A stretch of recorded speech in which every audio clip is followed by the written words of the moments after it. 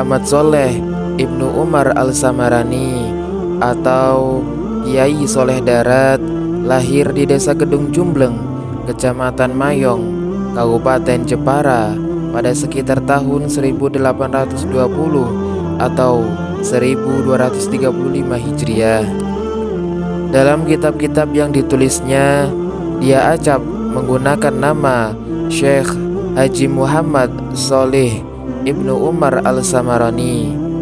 Pemberian nama Darat diselempangkan ke pundak beliau karena tinggal di kawasan dekat pantai utara Semarang, yakni tempat berlabuhnya orang-orang dari luar Jawa. Kini nama Darat tetap lestari dan dijadikan prasasti nama kampung. Nipah Darat dan Darat Tirto. Saat ini Kampung Darat masuk dalam wilayah Kelurahan Dadap Sari, Kecamatan Semarang Utara. Assalamualaikum warahmatullahi wabarakatuh. Teman-teman Surat Bercerita, apa kabar hari ini? Semoga teman-teman sekalian senantiasa dalam keadaan sehat walafiat, senantiasa dalam jalan kebaikan menuju ridho Allah Subhanahu wa ta'ala. Syukur alhamdulillah, pada kesempatan kali ini Surat Bercerita dapat menemani teman-teman sekalian dalam memperdalam khasanah Islam. Sholawat serta salam semoga tetap tercurahkan kepada junjungan kita Nabi Agung Muhammad sallallahu alaihi wasallam biqaulina Allahumma sholli ala sayyidina Muhammad wa ala ali sayyidina Muhammad. Pada kesempatan kali ini Surat Bercerita akan membawakan sebuah kisah yang sangat menarik, kisah dari ulama Indonesia. Inilah dia kisah Koromah Kiai Soleh Darat. Kiai Haji Soleh Darat merupakan sosok ulama yang memiliki andil besar dalam penyebaran Islam di pantai utara Jawa, khususnya di Semarang. Ayahnya yaitu Umar adalah ulama terkemuka yang dipercaya Pangeran Diponegoro dalam Perang Jawa melawan Belanda di wilayah pesisir utara Jawa. Setelah mendapat bekal ilmu agama dari ayahnya, Soleh kecil mulai mengembara, belajar dari satu ulama ke ulama yang lain. Tercatat Kiai Soleh Darat pernah berguru kepada Kiai Haji Syahid Waturaja. Beliau belajar kitab fikih seperti Fathul Qarib, Fathul Mu'in, Minhaj Al-Qawim, dan Syarah Al-Khatib. Kiai Soleh Darat menimba ilmu di pesantren-pesantren pada zamannya. Ia banyak berjumpa dengan kiai-kiai masyhur yang dikenal memiliki kedalaman serta keluasan ilmu yang luas, baik ilmu batin maupun zahir, dan kemudian menjadi gurunya. Di antara nama kondang tersebut, salah satunya adalah Kiai Haji Muhammad Sahid yang merupakan cucu dari Syekh Ahmad Mutamakin, seorang ulama asal desa Kajen, Margoyoso Pati, Jawa Tengah, yang hidup di zaman Mataram Kartosuryo sekitar abad 18. Dari syekhnya itulah ia belajar beberapa kitab fikih seperti Fathul Qarib, Fathul Mu'in, Minhaj Al-Qawim, dan Syarah Al-Khatib. Terdapat catatan bahwa karena kitab-kitab tersebut bukanlah kelas pengantar, maka mempelajarinya tak pula membutuhkan waktu yang relatif lama. Safari perjalanan keilmuannya berlanjut kepada Kiai Raden Haji Muhammad Sholih Ibnu Asnawi di Kudus. Daripadanya beliau mengkaji kitab Al-Jalalain Al-Suyuti. Kemudian di Semarang beliau mendalami nahwu dan shorof dari Kiai Ishaq Damaran. Kemudian belajar ilmu falak dari Kiai Abu Abdillah Muhammad Al-Hadi Ibnu Bakuni. Berlanjut kepada Ahmad Bafaqih Balawi demi mengkritisi kajian Jauharah At-Tauhid, sebuah karya Syekh Ibrahim Al-Laqani, dan Minhaj Al-Abidin karya Al-Ghazali. Masih di kota Semarang, kitab Masail As-Sittin karya Abu Abbas Ahmad Al-Misri, sebuah depiksi tentang ajaran dasar Islam populer di Jawa sekitar abad ke-19, dicernanya dengan tuntas dari Syekh Abdul Al-Ghani. Tak pernah putus dari perjuangan menuntut ilmu, ia selalu haus akan ilmu. Itulah sifat setiap ulama. Demikian pula beliau nyantri kepada Kiai Syada dan Kiai Murtado pun dijalaninya, yang kemudian menjadikannya sebagai menantu. Setelah menikah, Soleh Darat merantau ke kota Mekah. Di tanah haram, dia berguru kepada ulama-ulama besar, antara lain Syekh Muhammad Al-Mukri, Syekh Muhammad Ibnu Sulaiman Hasbullah Al-Maki, dan Sayyid Ahmad bin Zaini Dahlan, serta Syekh Ahmad Nahrawi.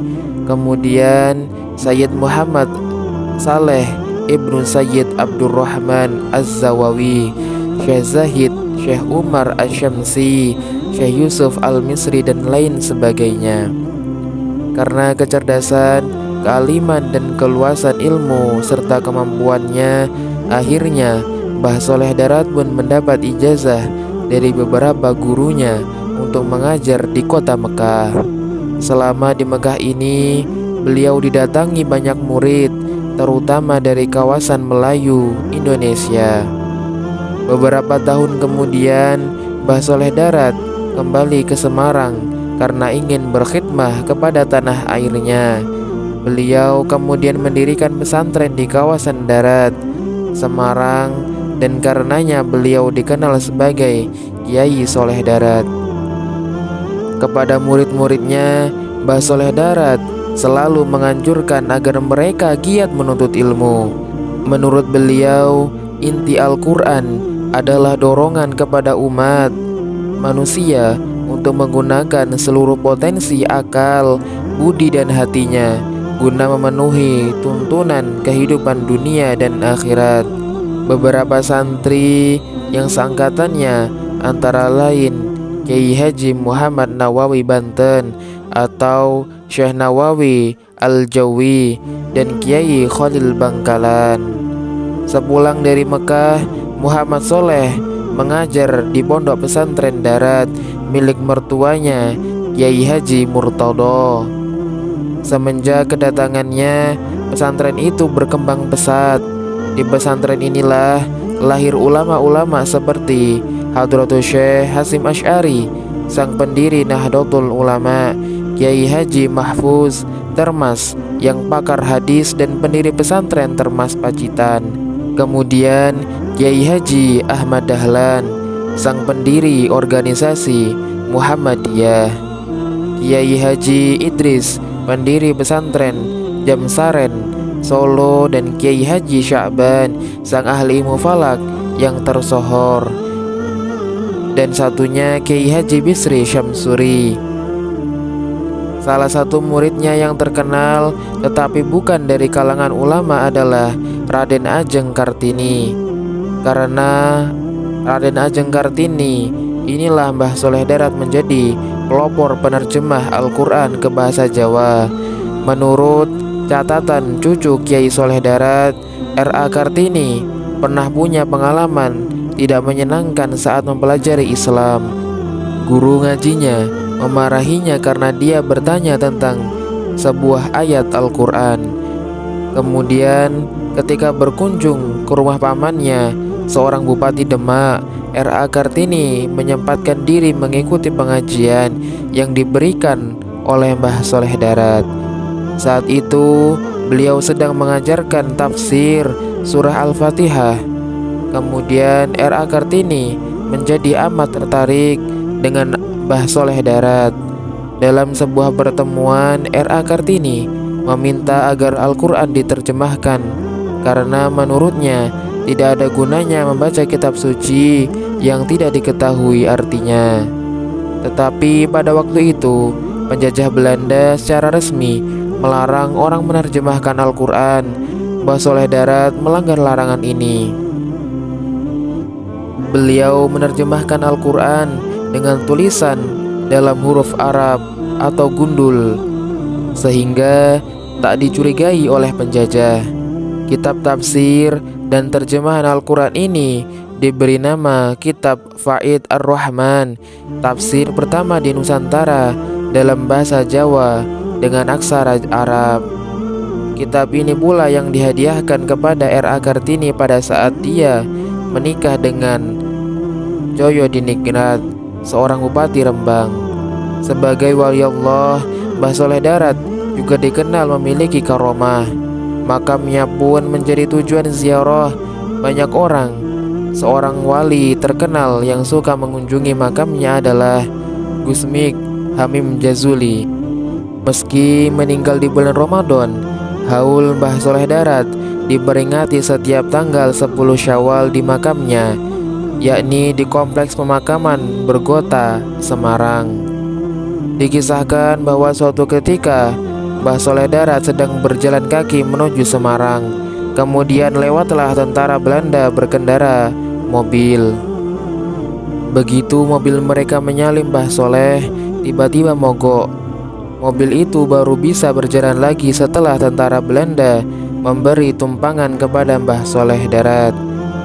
Di lain waktu, karena mengetahui pengaruh Mbah Soleh Darat yang besar, pemerintah Belanda mencoba menyogok Mbah Soleh Darat.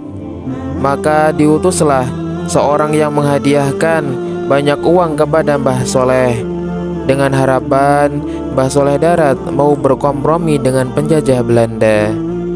Mengetahui ini, Mbah Soleh Darat marah dan tiba-tiba dia mengubah bongkahan batu menjadi emas di hadapan utusan Belanda itu. Namun kemudian Mbah Soleh Darat menyesal setelah memperlihatkan karomahnya di depan orang.